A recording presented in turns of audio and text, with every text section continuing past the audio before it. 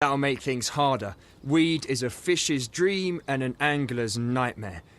If you're using a bottom bait and you cast into weed, your bait will be hidden and the fish won't find it easily.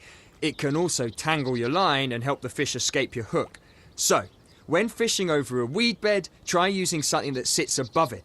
A chod rig would do the job. Don't worry when you're ready, cast out to the weeds on the far bank.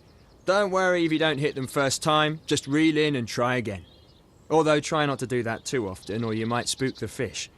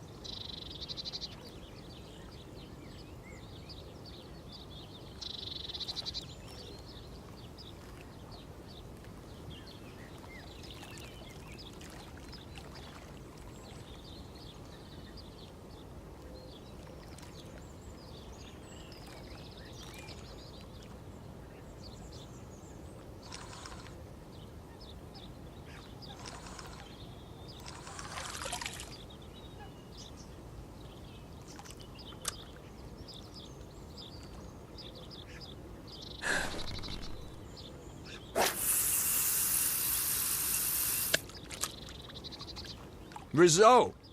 I'm gonna get a bit technical with you now, so pay attention. Your line is attached to a reel on your rod, and all reels are fitted with an adjustable drag system. The drag system is what sets how much resistance there is for the fish to pull line out from the reel. So if you set it to its lowest setting, the fish will pull the line out easily and swim further away. But if you set the drag system to its maximum, the fish won't be able to pull line from the reel at all. It's locked up and the fish is going nowhere. Let's put that into practice. Try increasing the drag on the reel to 90%.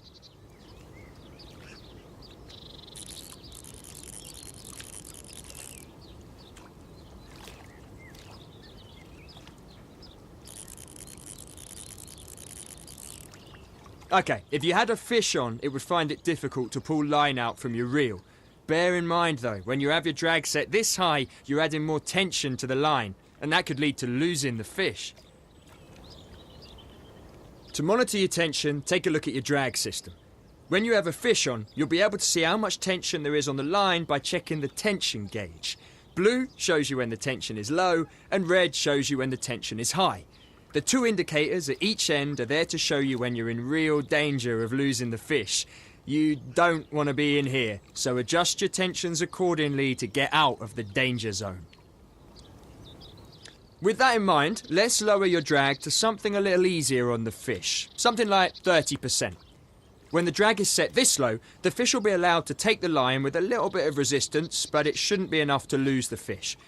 The trade-off with setting the drag too low is that the fish can easily take the line and head for things that could snag it. You really want to keep the fish away from reeds on the bank and weed beds. If the fish makes it to those spots, then it might well be game over. Now, if you're lucky enough to have a fish on and you're reeling it in, my advice is to keep an eye on the fish's movements and what's around it. Constantly check the tension to make sure you have enough to reel in the fish, but not too much that it escapes. Think you're ready to take on a fish? You've got a bite! Time to see if you've been paying attention. Start off by reeling in to tighten the line and help set the hook. But keep an eye on the tension. If you lose this fish, you'll owe me a new chod rig. Now stop reeling for a second. You don't want to add too much tension to the line. You can pull the fish in by literally pulling the rod back and then reeling in the slack line. Try it. See the tension on the rod? Now move the rod forward and reel in the slack line. Careful now. When there's too little tension on the line, there's a chance of the fish escaping by throwing the hook. But when there's too much tension, well, you can pretty much guess what's going to happen. New chod rig for me. Let's get this fish close to the bank so we can net it. You can move the rod to the side if you want to pull the fish in a certain direction. That's your tactic for pulling fish away from weed beds and guiding the fish.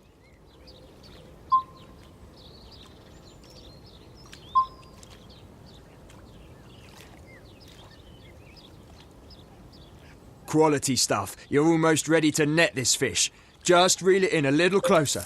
Don't forget to pull the rod back and reel in the slack line to bring the fish in properly. Here we go, make or break time. It's time to net the fish.